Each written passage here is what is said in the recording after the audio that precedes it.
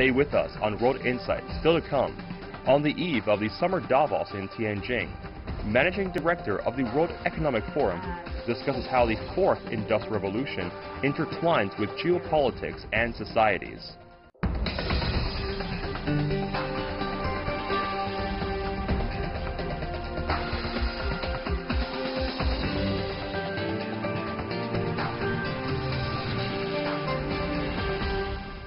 The Summer Davos in Asia is being held from the 18th to the 20th of September in the beautiful Chinese coastal city of Tianjin.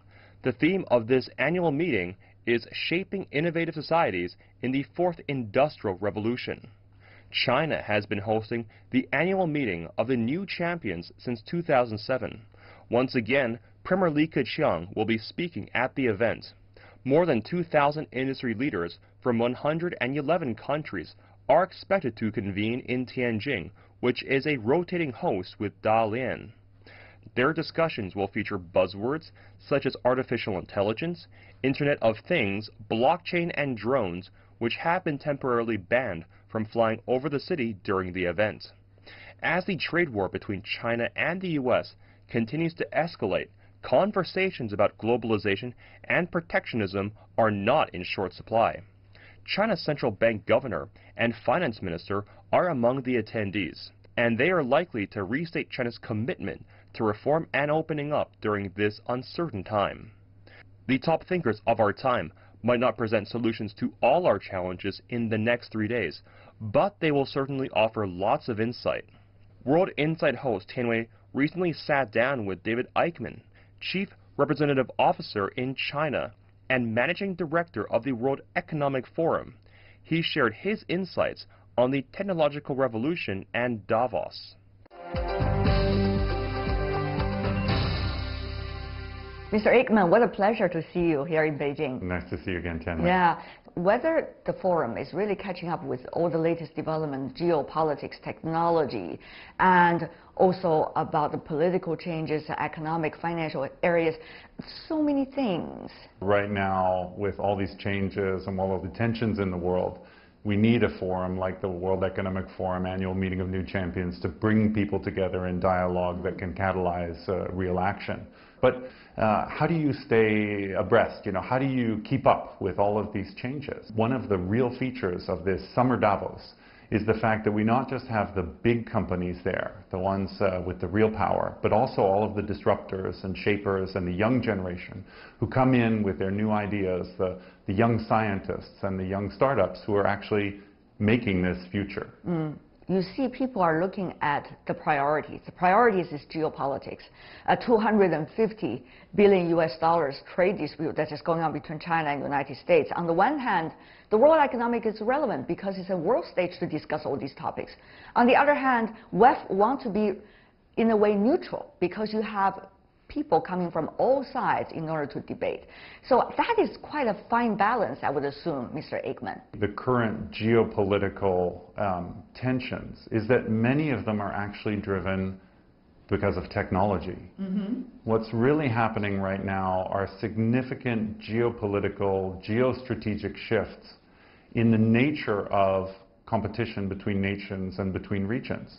And the Fourth Industrial Revolution is causing huge upheaval. It's creating new winners and new losers. And so, more than ever, we need dialogue around these technologies and how we can together try and mitigate some of the risks. Because of course these technologies have tremendous potential for countries to leapfrog, for societies to progress. But there are also a lot of inherent risks. Talking about the technologies, there are so many new developments, whether it is AI or other areas. On the one hand, you want to make sure in the discussion, many areas are being covered. But on the other hand, you don't want to be bogged down by only specifics, but rather be able to look at the bigger picture. That's what WEF is about, isn't it? So that is also a fine balance, I have to say, Mr. Aikman. Absolutely. I mean, one of the advantages we have is that we're not talking about one specific technology. What the World Economic Forum is focused on is what is the impact of all of these technologies on the economy and society, on global governance, on international relations. What is the impact of these technologies on trade?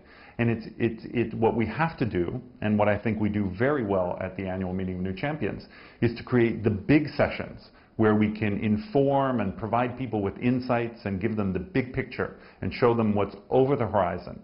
And that's probably about half of the sessions that we run in Tianjin. The other half are very small working level meetings, sometimes with only a dozen participants, really focused on the nuts and bolts of what are the standards and policies that we need, or how do we inject more ethics into AI? What is the real potential of blockchain, and how does a board think about that in their corporate governance discussions? These are really pragmatic nuts and bolts discussions around specific technologies. So we can bridge and give people the big picture and the impact and what it's really doing in the world, but also get down and roll up our sleeves and work on some of the much needed solutions that are required. Coming from the business community, people are very pragmatic. Talking about technology is fascinating, but technology does not necessarily lead to real productivity. For now, some of them. So how to do that link is also a big question. How to make sure companies are going to have more income in a way, benefit their workers, and many of the issues related to that, it's also a big question. One of the big challenges, and you see this at the company level, you see this at the geostrategic level, is that almost all of these technologies are a two-edged sword. On the one hand, creating new opportunities. So new industries like AI or advanced manufacturing will allow some countries to leapfrog and to become much more competitive internationally. At the same time, whether it's within firms in terms of automation replacing workers and certain jobs, whether that's the impact within society, and even shutting the door for some emerging markets who will no longer be able to move from agrarian in the sort of first industrial revolution to the second industrial revolution and advanced manufacturing. Some of those ways will be shut, and this is creating new winners and new losers. And here I think we're going to see, as we discussed in Davos this January, more fractures in the world, more tensions in the world. And we really need to focus down at the company level, at the country level, at the regional level. The fourth industrial revolution is transforming everything, as you just said. So how about WEF, the World Economic Forum? I mean, you've been there for decades, right? The question is whether the WEF is relevant vis-a-vis the fourth industrial revolution. How are you reforming within yourself? And even here in China, how are you going to transform your businesses and your operations here through industrial revolution? As an organization, we're really trying to understand how we can be a more relevant platform. And that means, in a lot of cases, not taking ownership over everything. As an international organization focused on public-private cooperation and having a positive impact in the world, one of the things we did over the last years was launch many initiatives, many projects to try and catalyze positive change, to try and improve agricultural yields in Africa or make technology safer. And what we realized is we have to be more like a platform. We actually have to enable others to do great things through our organization and on our platform. The same way that software developers realized that the real power was to be the platform and to be the community on which others could act, not doing everything yourselves. One of the new big developments for the World Economic Forum is these centers for the fourth industrial revolution, where many leaders were coming to us from business and from government saying, how do we deal with these technologies? How do we regulate them to make them safer for our population? Or for businesses to say, how can you get the roadblocks out of the way because governments don't understand the technology? And Mr. Aikman, that's urgent, isn't it? And the question is whether the World Economic Forum will be still, as some say, the talk shop, or you're really going to have some real discussions about some of the crucial issues you just mentioned, Mr. Aikman. Well, I think to people who worry about the forum being a talk shop, what I like to point out is that our events are not conferences. They're not events where people come and listen to interesting speakers.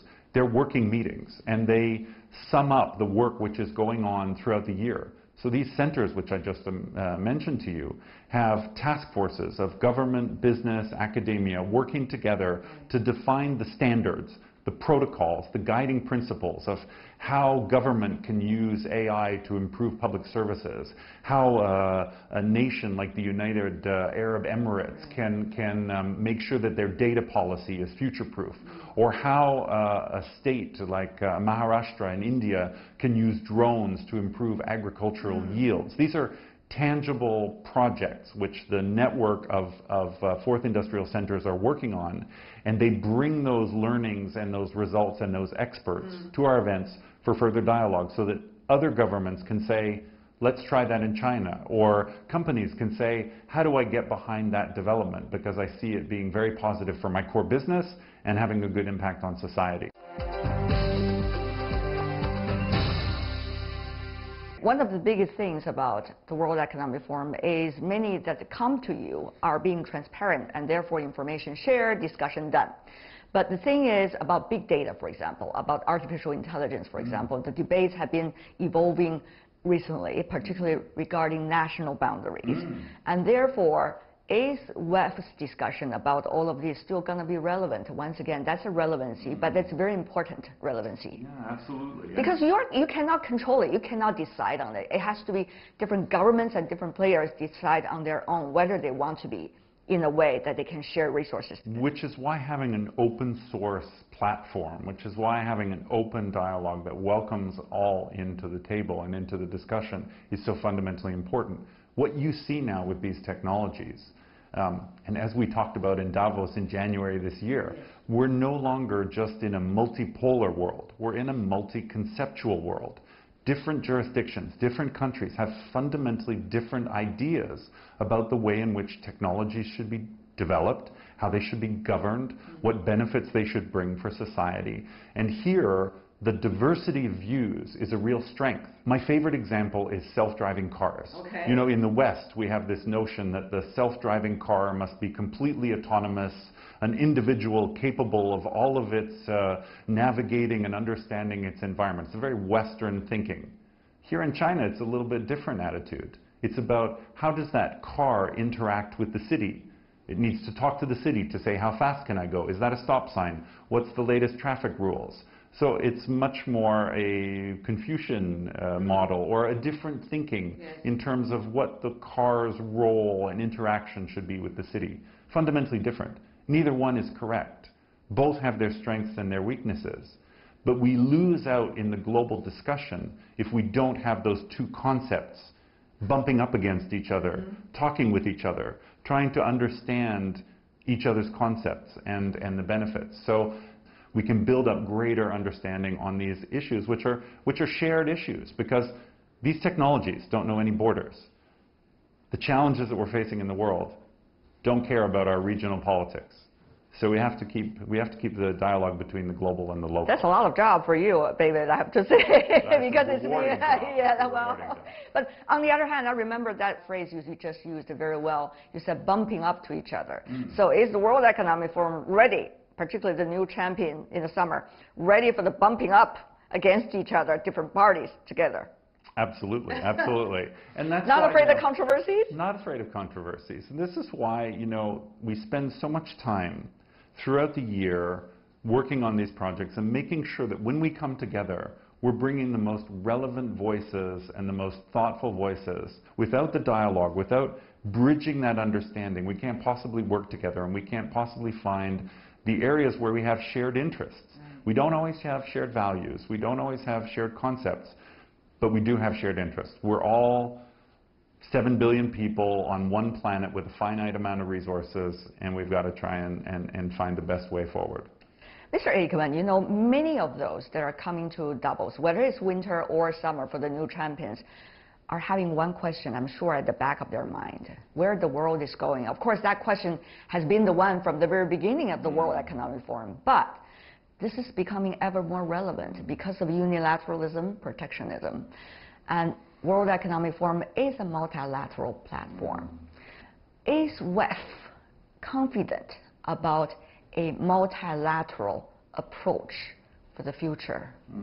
When you are talking about improve the state of the world, which is the slogan for you for decades, what exactly are you talking about? We have been highlighting the challenges and the excesses of globalization since the 1990s and trying to get people to focus on bridging some of those gaps, whether it's the digital divide, whether it's income inequalities, whether it's the gender gap.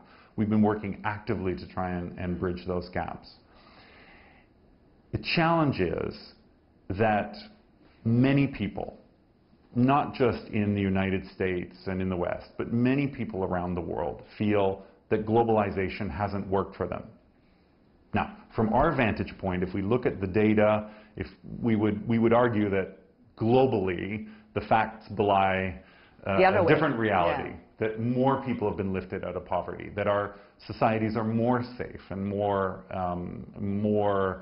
inclusive, and there have been more benefits. But the challenges remain, and I think right now we need more dialogue than ever. But if we can't have dialogue at the global level, how can we take it down to the regional and sub-regional level to make sure that we're really working on the issues that are confronting these societies? When we can turn the tide and get globalization and multilateralism working for everyone better, we can reignite the global discussions. China, over the years, have been bringing out a lot of different initiatives and suggestions, such as Belt and Road Initiative, such as how the world will be run through the system of G20, and many others.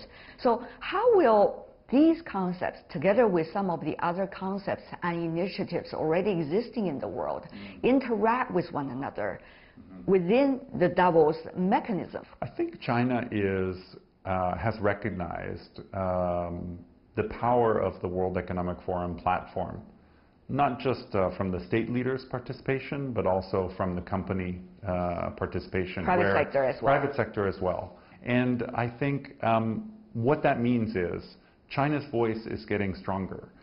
China's voice is more present in these discussions. Oftentimes, in the past, there was a feeling that China had its initiatives and the world had its initiatives, and never the twain shall meet. And in fact, on our platform, they do meet. For example, this year, one of the discussions I'm most interested to participate in is around a green Belt and Road Initiative.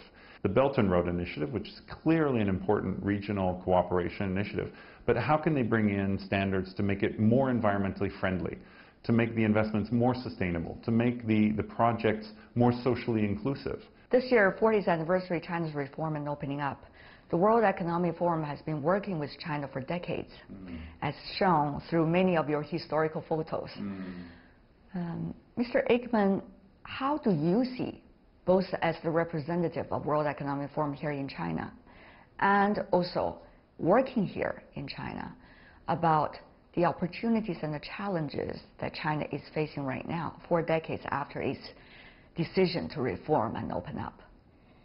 The thing that I am most in awe of, and I have to say in awe, is the Chinese people's capacity to deal with change. It's incredible over the last 40 years, or even in the last 3 years that I've been living here, how much change happens and how the Chinese people embrace that change. I remember having a discussion. And how you are embracing that change as a result as well. Well, I think that's one of the real challenges of living in such a dynamic society, is keeping up with the change and staying healthy and staying focused. But I think, I remember two and a half years ago having a discussion with one of the large credit card companies, saying, "Oh, aren't you worried about these new mobile payment, e-payment technologies?" "Oh, no, not an issue. We're not worried. We're so important as an organization." And then you see the disruption and how now in our daily lives, some of us don't even carry a wallet anymore because we can do everything through our mobile device. And that change has happened so quickly. And I am just in awe of the Chinese people's ability to embrace that technology, to grow with it, to aid in its development. And I think that really speaks very positively about China's future, because it's not the biggest countries that are going to do well. It's the most flexible and the most adaptable and the most resilient countries that are going to do well in the fourth industrial revolution. Mr. Aikman, it's always been a pleasure talking to you, and I know you have a lot of work to do leading up to the Summer Davos in Tianjin. Thank you so much for sharing your time. Thank you. Really appreciate it. Thank you. Thanks.